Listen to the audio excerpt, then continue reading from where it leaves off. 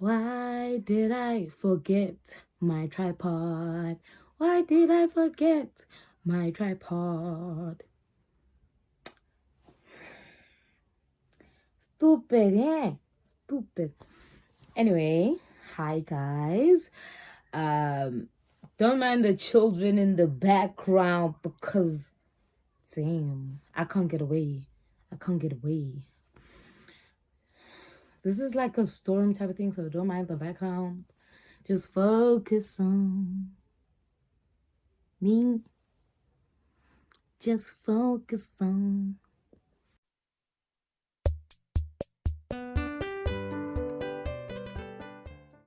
As you can see, I have my bonnet on. So the rule of this channel is that you guys will never see my hair. First of all.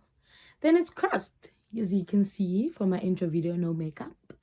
We're gonna be crusty. Always. Deuces. Okay? So don't mind me. So today, as you can see by the title of the video, I'm going to share my story.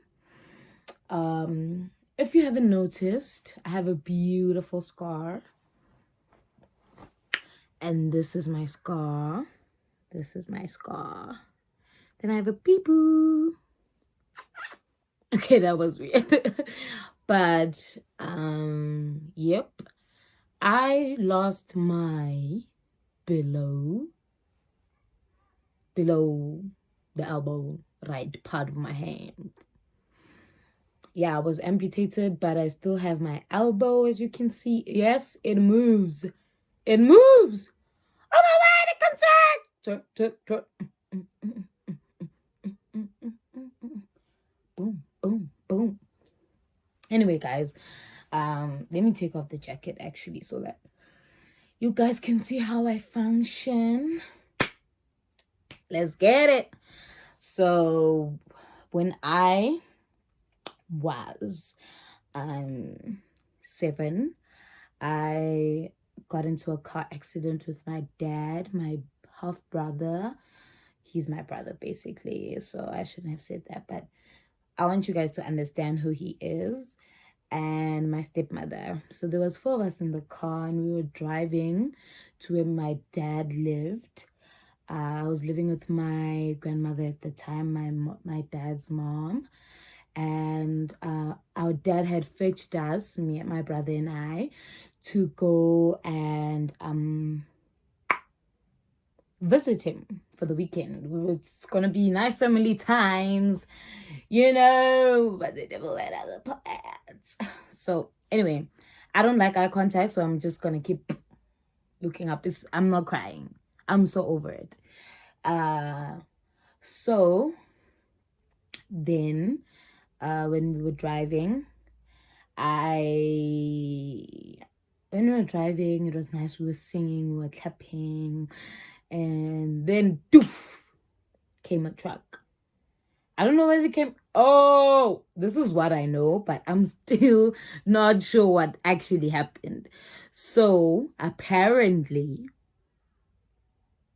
bum, bum, bum, bum, bum, bum, bum, bum.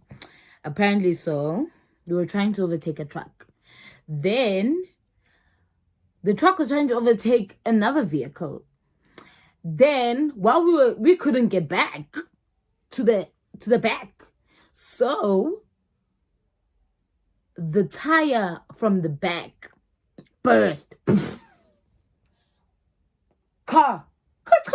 Ka-toom, ka-toom. Oh my god. I don't know how much we rolled, but everyone was spread out. It was like, boo, one is there, boo, one is there, boo, one is there. And the car was upside down.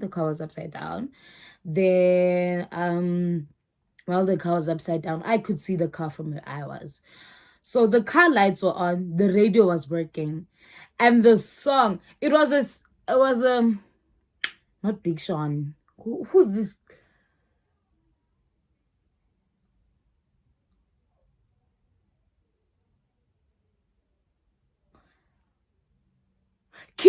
Is it King Sean? Guys, it's that artist that sings I think it was King Sean. Is that artist that sings "Eeny Meeny Miny Mo"? Can I turn fashion by her tongue? Oh, you know which song he's popular for? Beautiful girl, that one. But that song wasn't playing. It was another song of his. And I was like, okay, so this is happening. What do we do now? So I look around. My brother is crying somewhere. So my dad, I think, twisted his ankle or something, but he wasn't badly hurt. So, my brother was crying somewhere, and my stepmother was calling all of us. And then my dad went to look for my stepbrother. Then, ding, my dad found him. Then he collected all of us and covered us with the blankets. And I remember my stepmother asking me, what's wrong with you? How are you injured? And I was like, I think I broke my arm because I couldn't feel my arm. I was like, ah. Then I was like, oh, not swear. How do people not swear? I was like, oh.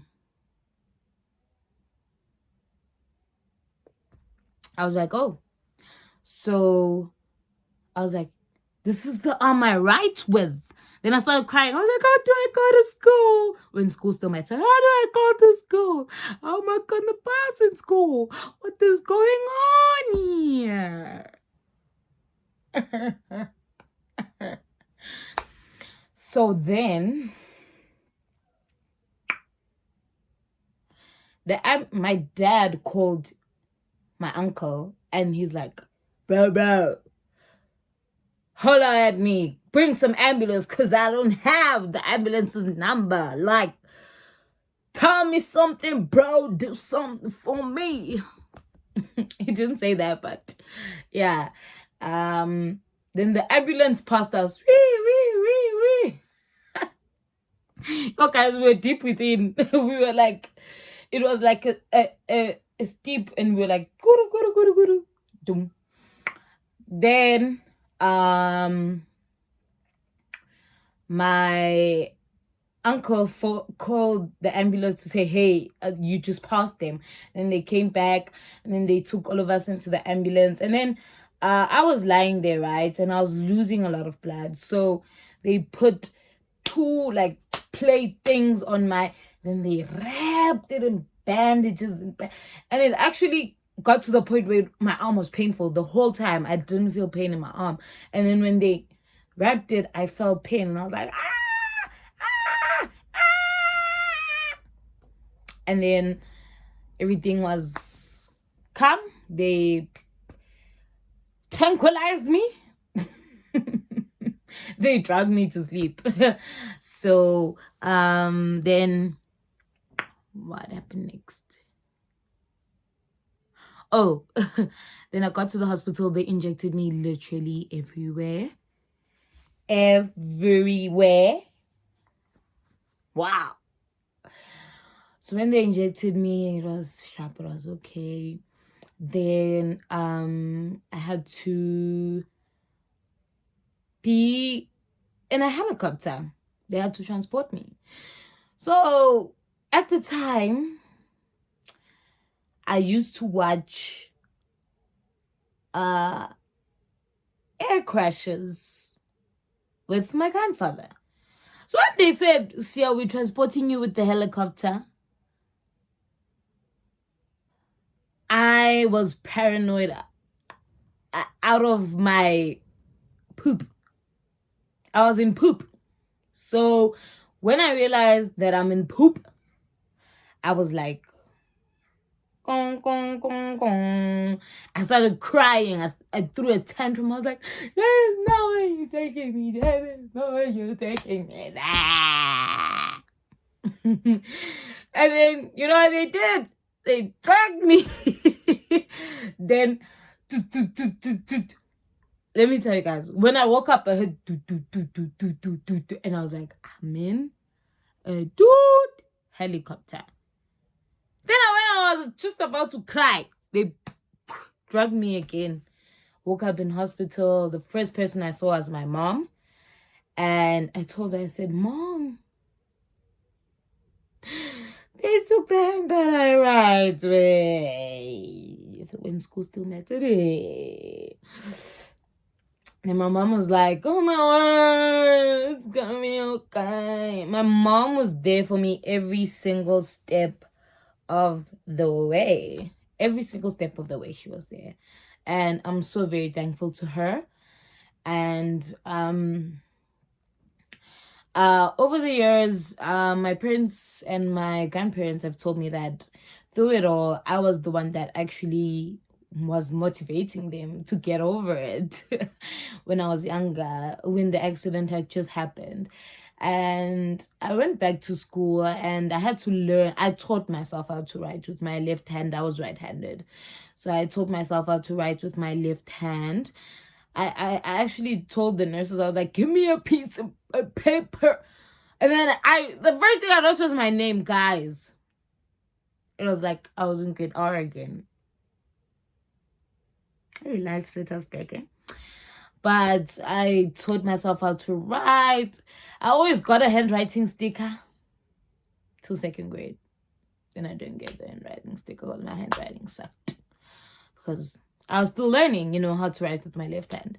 But when I look back at the issue, God has his way. Yes, I do believe in God, and I'm sorry if you don't. I won't push God onto you, but I'm just saying in my life, my opinion, my beliefs, not ours, not yours, just mine. Let's understand that.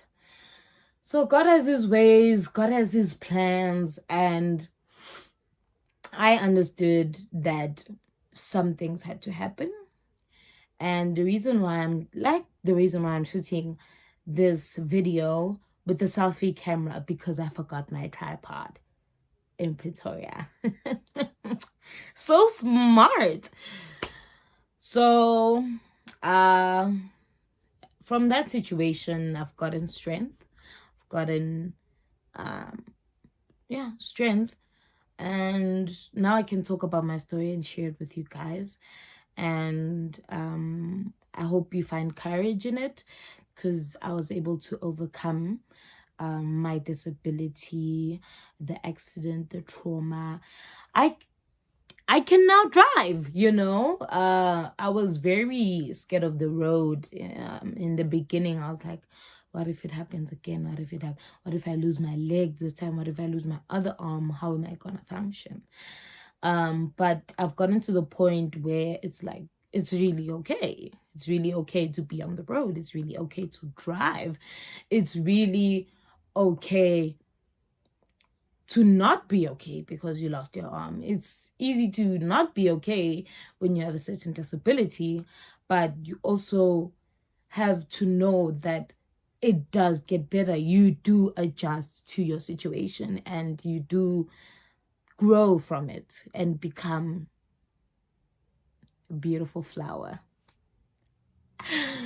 So what I will say as part of the disabled community is that don't pity us. Please do not pity us. We don't need your pity.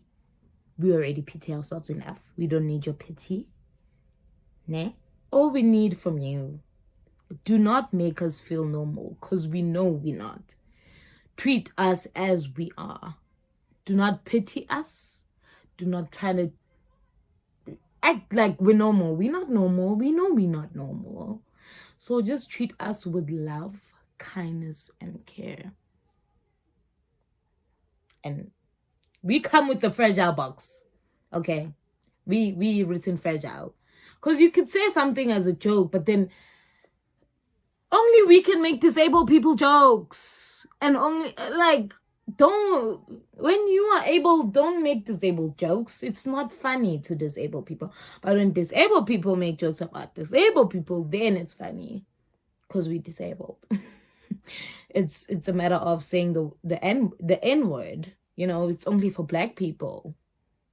Not for, But I do not discriminate.